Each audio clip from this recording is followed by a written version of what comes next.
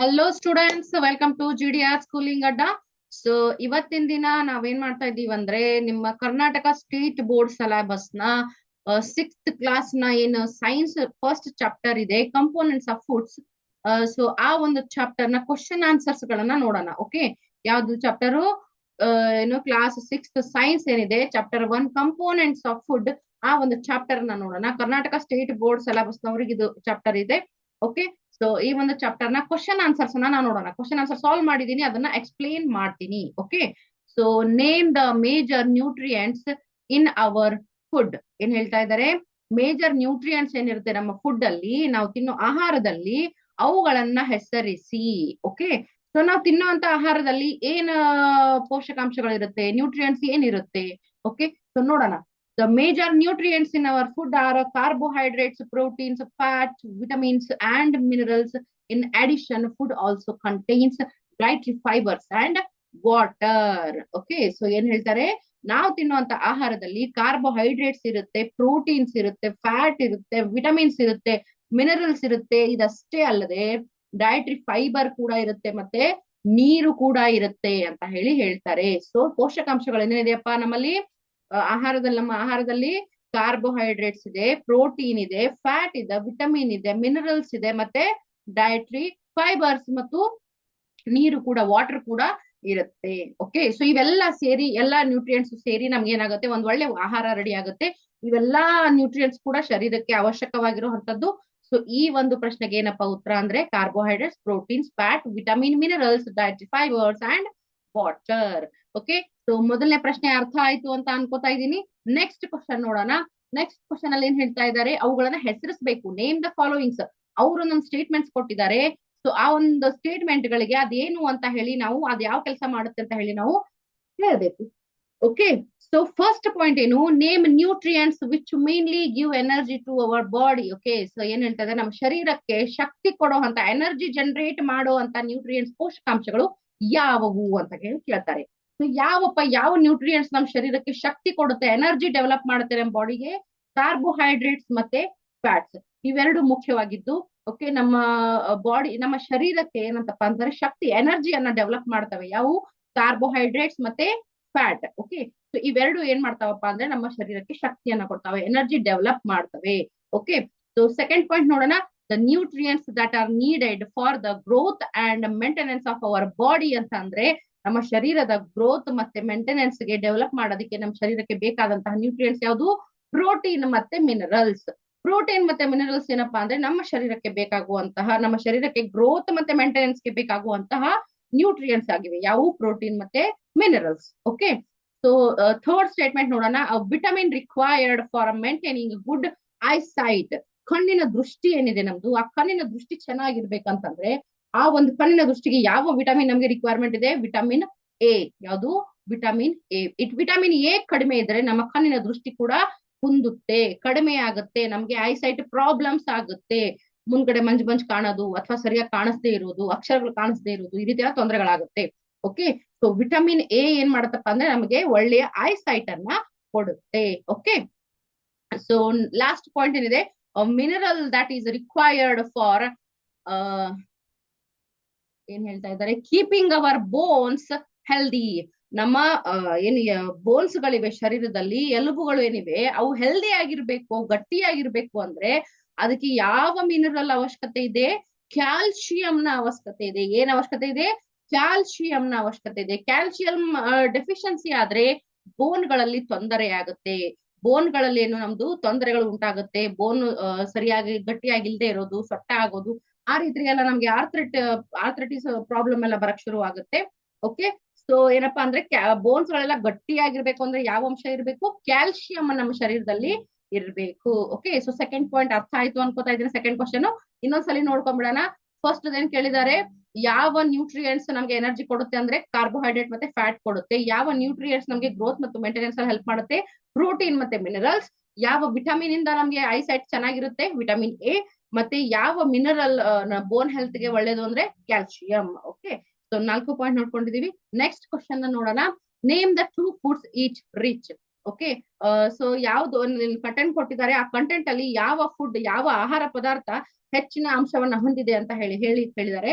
Starch ನ 2 times ಕೊಟ್ಟಿದ್ರು, ನಾನು ಸ್ಟಾರ್ಚ್ ನ 2 ಟೈಮ್ಸ್ ಕೊಟ್ಟು ಬೇರೆ ಬೇರೆ ಎಕ್ಸಾಂಪಲ್ಸ್ ಎಲ್ಲ ಕೊಟ್ಟಿದ್ದೀನಿ.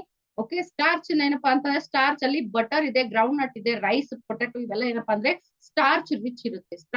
ಸ್ಟಾರ್ಚ್ ಅಲ್ಲಿ ಕಾರ್ಬೋಹೈಡ್ರೇಟ್ ಕಂಟೆಂಟ್ ಅಂದ್ರೆ ಸ್ಟಾರ್ಚ್ ಬರುತ್ತೆ.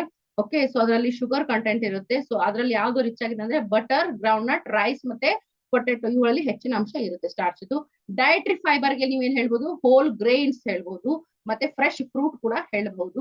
ಹಾಗೆ ಗ್ರೀನ್ ವೆಜಿಟೇಬಲ್ಸ್ ತುಂಬಾ ಇದೆ ಡಯಟ್ರಿ ಫೈಬರ್ಸ್ ಗೆ, ಸೊ ಅವುಗಳನ್ನ ಕೂಡ ನೀವು ಹೇಳ್ಬಹುದು. ಓಕೆ, ಸೊ ಪ್ರೋಟೀನ್ ಗೆ ಪಲ್ಸಸ್ ಹೇಳ್ಬೋದು, ಫಿಶ್ ಹೇಳ್ಬೋದು, ಮತ್ತೆ ಎಗ್ ಕೂಡ ಹೇಳ್ಬೋದು, ಮಿಲ್ಕ್ ಕೂಡ ಹೇಳ್ಬಹುದು.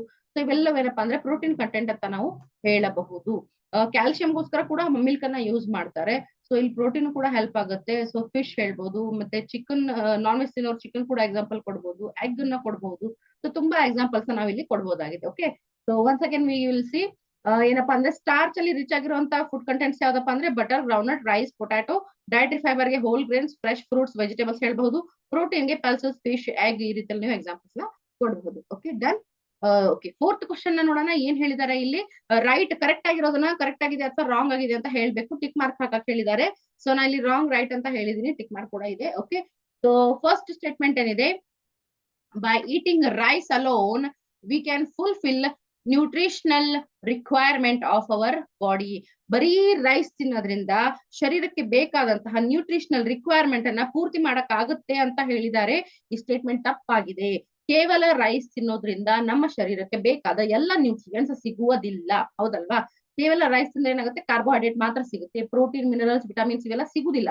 ಓಕೆ, ಅವೆಲ್ಲ ಸಿಗ್ಬೇಕಂದ್ರೆ ಅವೆಲ್ಲ ಇರುವಂತ ಫುಡ್ ನ ನಾವು ತಿನ್ಬೇಕು. ಅಂದಾಗ ಮಾತ್ರ ಏನಾಗತ್ತಪ್ಪ ಅಂತಂದ್ರೆ ನಮ್ಗೆ ಶರೀರಕ್ಕೆ ಏನು ಎನರ್ಜಿ ಸಿಗುತ್ತೆ, ಶಕ್ತಿ ಸಿಗುತ್ತೆ, ಡೆವಲಪ್ಮೆಂಟ್ ಹೆಲ್ಪ್ ಆಗುತ್ತೆ. Okay, so by eating rice alone we cannot fulfil nutritional requirement our body. So first statement ಏನಾಯ್ತಪ್ಪ ಅಂತಂದ್ರೆ ವಿ ಕ್ಯಾನ್ ಫುಲ್ಫಿಲ್ ಅಂತ ಹೇಳಿದ್ದಾರೆ, ಆದ್ರೆ ಬಟ್ ಕರೆಕ್ಟ್ ಆನ್ಸರ್ ಏನು, ವಿ ಕ್ಯಾನಾಟ್. ಸೊ ಅದಕ್ಕೆ ಇವ್ರು ಕೊಟ್ಟಿರೋ ಆನ್ಸರ್ ಏನಾಗುತ್ತೆ ಇಲ್ಲಿ, ವಿ ಕ್ಯಾನ್ ಫುಲ್ಫಿಲ್ ಅಂದ್ರೆ ಅದು ರಾಂಗ್ ಆಗುತ್ತೆ, ಮಾಡಕ್ ಆಗಲ್ಲ. ಕೇವಲ ರೈಸ್ ತಿನ್ನೋದ್ರಿಂದ ಯಾವುದೇ ನ್ಯೂಟ್ರಿಯೆಂಟ್ಸ್ ನಾವು ಶರೀರಕ್ಕೆ ಸಿಗೋ ಎಲ್ಲಾ ನ್ಯೂಟ್ರಿಯೆಂಟ್ಸ್ ನ ಫುಲ್ಫಿಲ್ ಮಾಡಕ್ ಆಗಲ್ಲ. ಓಕೆ, ಸೆಕೆಂಡ್ ಪಾಯಿಂಟ್ ಇದೆ, deficiency diseases can be prevented by eating a variety of food items. ಏನು ಕೊರತೆಯಿಂದ, ಏನು ಡೆಫಿಷಿಯನ್ಸಿ ಡಿಸೀಸ್ ಏನಿದೆ, ಯಾವ್ದಾದ್ರು ವಿಟಮಿನ್ ಕೊರತೆಯಿಂದನೋ ಅಥವಾ ಮತ್ತೇನಾದ್ರೂ ಕೊರತೆಯಿಂದನೋ ನಮ್ಗೇನ್ ಕಾಯಿಲೆಗಳು ಬರುತ್ತೋ ಆ ಕೊರತೆಯನ್ನ ನಾವೇನ್ ಮಾಡ್ಬೋದಪ್ಪ ಅಂದ್ರೆ ವೆರೈಟಿ ಆಫ್ ಫುಡ್ ನ, ಬೇರೆ ಬೇರೆ ತರ ಆಹಾರಗಳ ಸೇವನೆ ಮಾಡುವುದರಿಂದ ನಾವು ಅದನ್ನ ಕಂಟ್ರೋಲ್ ಮಾಡ್ಬೋದು ಅಥವಾ ಪ್ರಿವೆಂಟ್ ಮಾಡ್ಬೋದು ಅಂತ ಹೇಳ್ತಾರೆ, ತಡೆಗಟ್ಟಬಹುದು ಅಂತ ಹೇಳ್ತಾರೆ. ಸೊ ಹೌದು, ತಡೆಗಟ್ಟಬಹುದು, ಕರೆಕ್ಟ್ ಆಗಿದೆ, ಸತ್ಯವಾಗ್ಲೂ ಹೇಳ್ತಿದ್ದಾರೆ.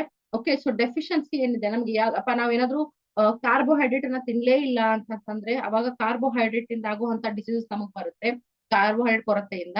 ಮತ್ತೆ ನಾವು ಪ್ರೋಟೀನ್ ಕಂಟೆಂಟ್ ತಿನ್ಲಿಲ್ಲ ಅಂದ್ರೆ ಪ್ರೋಟೀನ್ ಕೊರತೆಯಿಂದ ಆಗುವಂತ ಡಿಸೀಸಸ್ ನಮಗ್ ಬರುತ್ತೆ. ಈ ರೀತಿ ಸೊ ಡೆಫಿಷಿಯನ್ಸಿ ಡಿಸೀಸಸ್ ಏನಿದೆ ಅವುಗಳನ್ನ ತಡೆಗಟ್ಟಬೇಕಂತಂದ್ರೆ ನಾವು ವೆರೈಟಿ ಆಫ್ ಫುಡ್ ನ ತಿನ್ಲೇಬೇಕು. ಸೊ ಅದಕ್ಕೆ ಈ ಸೆಕೆಂಡ್ ಸ್ಟೇಟ್ಮೆಂಟ್ ಕೂಡ ಕರೆಕ್ಟ್ ಆಗಿದೆ. ಸೊ ಕರೆಕ್ಟ್ ಅಂತ ಹೇಳ್ತಾ ಇದೀವಿ. ಫಸ್ಟ್ ಸ್ಟೇಟ್ಮೆಂಟ್ ತಪ್ಪಾಗಿತ್ತು, ಸೆಕೆಂಡ್ ಸ್ಟೇಟ್ಮೆಂಟ್ ಕರೆಕ್ಟ್ ಆಗಿದೆ. ಥರ್ಡ್ ಸ್ಟೇಟ್ಮೆಂಟ್ ನೋಡೋಣ, balanced diet for the body should contain a variety of food items. Balanced diet ಏನಿದೆಯಪ್ಪ ಅಂತಂದ್ರೆ ಒಂದು ವೆರೈಟಿ ಆಫ್ ಫುಡ್ ಐಟಮ್ಸ್ ಅನ್ನ ಒಳಗೊಂಡಿರ್ಬೇಕು ಅಂತ ಹೇಳ್ತಾರೆ.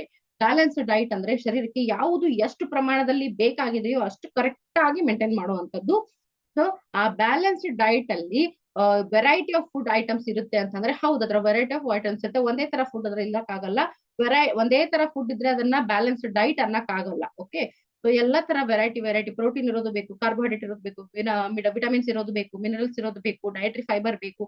ಸೊ ಎಲ್ಲ ಒಳಗೊಂಡಿದ್ರೆ ಮಾತ್ರ ಅದನ್ನ ಬ್ಯಾಲೆನ್ಸ್ಡ್ ಡಯಟ್ ಅಂತ ಹೇಳಿ ನಾವು ಕರಿತೀವಿ. ಓಕೆ, ಸೊ ಈ ಸ್ಟೇಟ್ಮೆಂಟ್ ಕೂಡ ಏನಿದೆಯಪ್ಪ ಅಂದ್ರೆ ಕರೆಕ್ಟ್ ಆಗಿದೆ. ಓಕೆ, ಸೊ ಲಾಸ್ಟ್ ಸ್ಟೇಟ್ಮೆಂಟ್ ಅನ್ನ ಹೇಳ್ತಾ ಇದೀವಿ, meat alone is not sufficient to provide all nutrients to the body.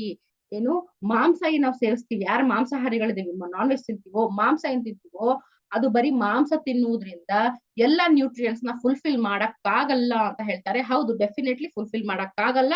So ಅದಕ್ಕೆ ಲಾಸ್ಟ್ ಸ್ಟೇಟ್ಮೆಂಟ್ ಕೂಡ ಕರೆಕ್ಟ್ ಆಗಿದೆ. ಓಕೆ, ಕೇವಲ ಮಾಂಸ ತಿಂದ್ಬಿಟ್ರೆ ಎಲ್ಲ ನ್ಯೂಟ್ರಿಯೆಂಟ್ಸ್ ಸಿಗಲ್ಲ, ಬೇರೆ ನ್ಯೂಟ್ರಿಯೆಂಟ್ಸ್ ತಿನ್ನಕ್ಕೆ ಬೇರೆ ನಾವು ಸೇವನೆ ಮಾಡ್ಬೇಕಾಗುತ್ತೆ ಆಹಾರದ್ದು. ಸೊ ಕೇವಲ ಮಾಂಸ ತಿನ್ನೋದ್ರಿಂದ ಯಾವುದೇ ನ್ಯೂಟ್ರಿಯೆಂಟ್ ಫುಲ್ಫಿಲ್ ಆಗಲ್ಲ. ಆ ಮಾಂಸದಿಂದ ಸಿಗುವಂತ ನ್ಯೂಟ್ರಿಯೆಂಟ್ ಮಾತ್ರ ಫುಲ್ಫಿಲ್ ಆಗುತ್ತೆ, ಬೇರೆ ಫುಲ್ಫಿಲ್ ಆಗಕ್ ಸಾಧ್ಯ ಇಲ್ಲ. ಸೊ ಅದು ಮಾತ್ರ ಸಫಿಶಿಯಂಟ್ ಅಲ್ಲ. ಸೊ ಅದು ತಪ್ಪು. ಫಸ್ಟ್ ಸ್ಟೇಟ್ಮೆಂಟ್ ತಪ್ಪಾಗಿದೆ, ಸೆಕೆಂಡ್ ಸ್ಟೇಟ್ಮೆಂಟ್ ಕರೆಕ್ಟ್ ಆಗಿದೆ, ಥರ್ಡ್ ಸ್ಟೇಟ್ಮೆಂಟ್ ಕರೆಕ್ಟ್ ಆಗಿದೆ, ಫೋರ್ತ್ ಸ್ಟೇಟ್ಮೆಂಟ್ ಕೂಡ ಕರೆಕ್ಟ್ ಆಗಿದೆ. ಓಕೆ, ಸೊ ನೋಡಿದ್ವಿ. ಲಾಸ್ಟ್ ನೋಡೋಣ, fifth question, fill in the blanks ಇದೆ. ಫಿಲ್ ಇನ್ ದ ಬ್ಲಾಂಕ್ಸ್ ಅಲ್ಲಿ ಏನ್ ಕೊಟ್ಟಿದ್ದಾರೆ ನೋಡೋಣ. ಯಾವ ವಿಟಮಿನ್ ಇಂದ ಏನೇನ್ ಕೊರತೆ ಬರ್ತಾ ಇದೆ ಅಥವಾ ಏನೋ ಒಂದು ತೊಂದರೆ ಬರ್ತಾ ಇದೆ ಅಂತ ಹೇಳ್ತಾ ಇದ್ದಾರೆ. ಸೊ ವಿಟಮಿನ್ ಡಿ ಕೊರತೆಯಿಂದ ಯಾವ ಒಂದು ತೊಂದರೆ ಆಗುತ್ತೆ ಅಂತ ಕೇಳಿದ್ದಾರೆ. Rickets is caused by deficiency of vitamin D.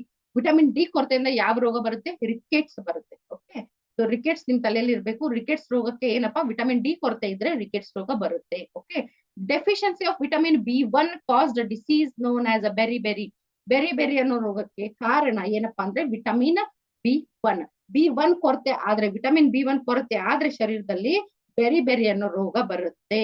Okay, ಮತ್ತೆ ಇಲ್ಲಿ ಹೇಳ್ತಾರೆ ವಿಟಮಿನ್ ಸಿ ಏನಾದ್ರೂ ಕಡಿಮೆ ಆದ್ರೆ, third point, deficiency of vitamin C ಏನಾದ್ರೂ ಕೊರತೆ ಆದ್ರೆ ಯಾವ ರೋಗ ಬರುತ್ತೆ? ಸ್ಕರ್ವಿ ಬರುತ್ತೆ. ಓಕೆ, ಸ್ಕರ್ವಿ ರೋಗ ಬರುತ್ತೆ.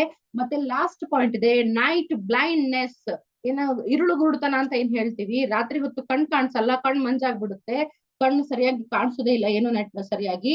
ಸೊ ನೈಟ್ ಬ್ಲೈಂಡ್ನೆಸ್ ಇದೆ. ಅದಕ್ಕೇನ್ ಕಾರಣ ಅಂದ್ರೆ ವಿಟಮಿನ್ ಎ ಕೊರತೆ ಆದ್ರೆ ನೈಟ್ ಬ್ಲೈಂಡ್ನೆಸ್ ಬರುತ್ತೆ, ಇರುಳು ಗುರುಡುತನ ಬರುತ್ತೆ. ಓಕೆ, ಎಲ್ಲ ಅರ್ಥ ಆಯ್ತು ಅನ್ಕೋತೀನಿ. ವಿಟಮಿನ್ ಡಿ ಕಡಿಮೆ ಆದ್ರೆ ರಿಕೆಟ್ಸ್ ಬರುತ್ತೆ, ವಿಟಮಿನ್ ಬಿ1 ಕಡಿಮೆ ಆದ್ರೆ ಬೆರಿ ಬರುತ್ತೆ, ವಿಟಮಿನ್ ಸಿ ಕಡಿಮೆ ಆದ್ರೆ ಸ್ಕರ್ವಿ ರೋಗ ಬರುತ್ತೆ, ಮತ್ತೆ ವಿಟಮಿನ್ ಎ ಕೊರತೆ ಆದ್ರೆ ಏನ್ ಬರುತ್ತಪ್ಪ ಅಂತಂದ್ರೆ ನೈಟ್ ಬ್ಲೈಂಡ್ನೆಸ್. ಓಕೆ, ಸೊ ಎಲ್ಲ ಕ್ವಶನ್ಸ್ ನ ಎಕ್ಸ್ಪ್ಲೇನ್ ಮಾಡಿದೀನಿ, ನಿಮ್ಗೆ ಅರ್ಥ ಆಗಿದೆ ಅನ್ಕೋತಾ ಇದ್ದೀನಿ.